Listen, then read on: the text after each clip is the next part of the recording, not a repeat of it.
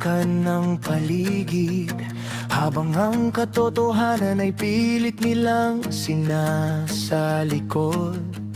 Hari at prinsepe, nakaupo sa trono ng yabang. Akala nila habang buhay ang kapangyarihang hinahawakan. Ginawang palabas ang bawat pagtulong. May kamera sa unahan, may kapalit sa dulo ng tulong. Kapag pumalakpak ka, mabuti kang tao. Kapag nagsalita ka ng totoo, kalaban ka na raw. Hindi lahat ng kumikinang ay ginto.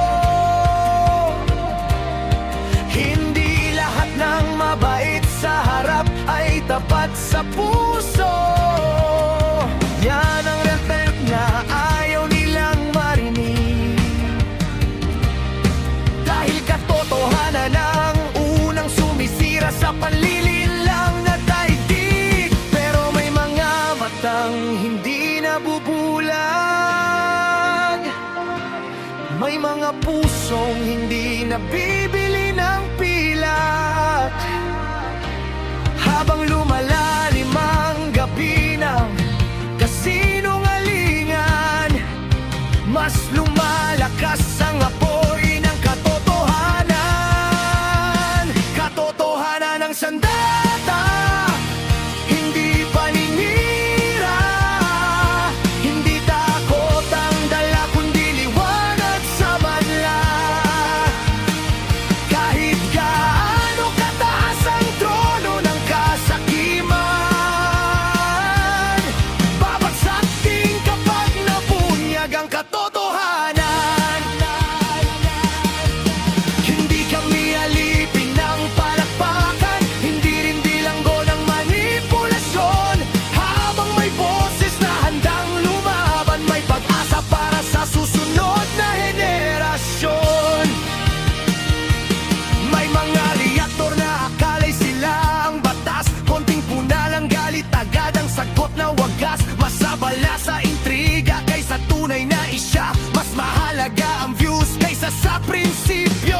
Real talk lang, walang personalan. Kung mali ay mali, kahit sino pa ang pangalan. Hindi kailanman sukatan ang dami ng tagahanga para sabihin tama ang maling ginagawa. Mga kabataang dapat ginagabayan, hindi ginagamit para sa pansariling kapakanan. Ang respeto ay kusang ibinibigay, hindi ipinipilit at lalong hindi ginapamkam habang buhay. Kasama ang mga boses na hindi sumusuko. Si Kapeso Talks handang magsabi ng totoo. Kasama si Joel Salcedo sa paninindigan na ang dangal ay hindi ipinagbibili kailanman.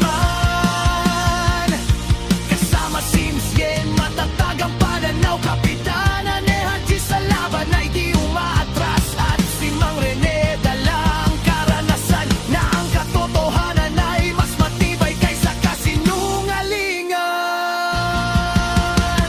Katotohanan ng sandata, hindi kasikatan. Hindi nabibili ng pera o impluensya ng sinuman. Sa kaharian ng hari at prinsepe ng kapalaluan, may mga handang tumindig para sa katuwiran. Kahit ilang ulit nilang takpan ang liwanag, hindi nila mapipigil ang pagsikat ng araw. Dahil sa bawat taong marunong mag-isip, nagsisimula ang wakas ng panlilinlang at takot.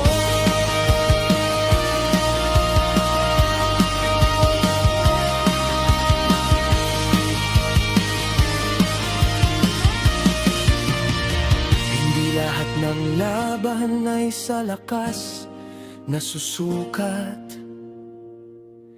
Minsan nasa tapang ng pagsasabi ng tapat, at habang may mga pusong handang malindigan,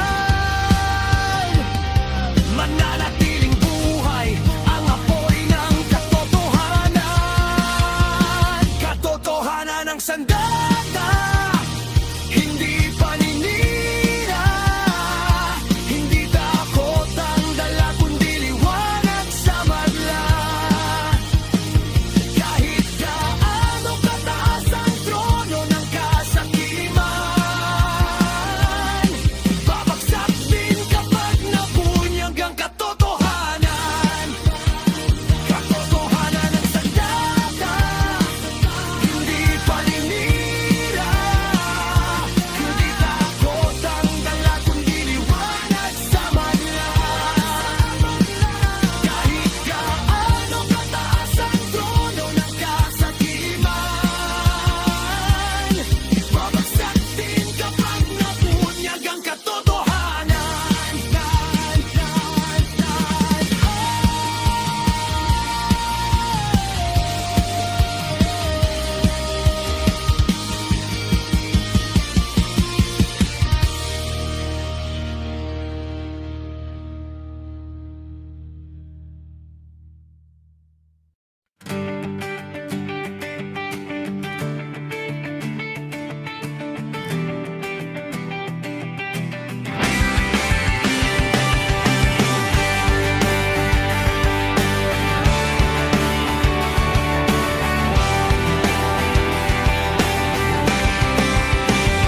Sa gitna ng kaharian ng gintong huwad, mga pangakong makintab, ngunit bulok ang ugat. Kasakiman ng hari, kapalaluan ng korona, habang ang katotohanan ay kinukulong sa piitan ng sistema.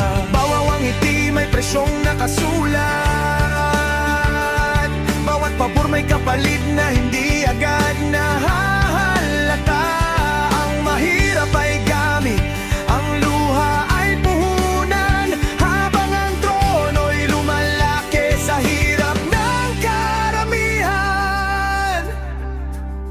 Ngunit hindi habang buhay ang gabi, may liwanag na sisikat sa bawat pagkukubli. Kapag nagising ang mga matang matagal nang nakapikit, manginginig ang mga pader ng panlilinlang at sakit.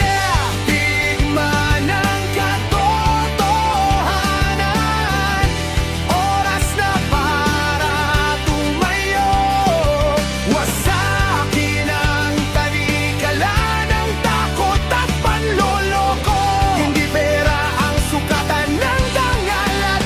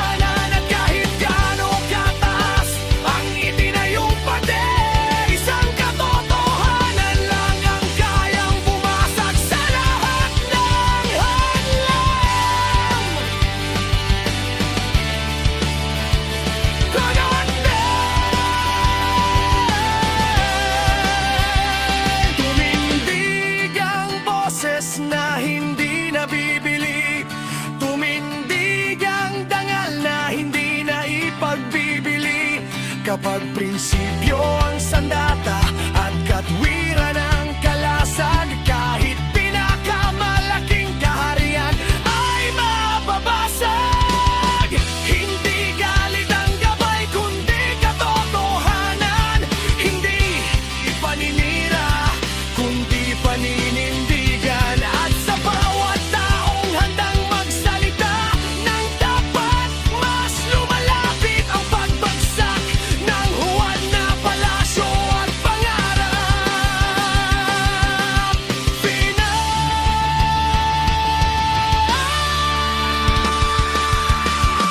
Digmaan ng katotohanan, wala nang atrasan sa laban para sa dangal at katwiran. Kapag nagkaisa ang mga pusong mulat, mabubuwag ang imperyo ng kasakiman at pagkaganit.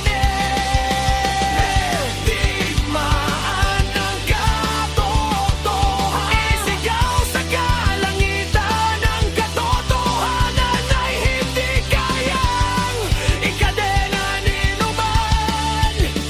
Ang kapal bumagsak ang mga maskara ng kasinungalingan. Liwanag ang maghahari sa bagong kinabukasan.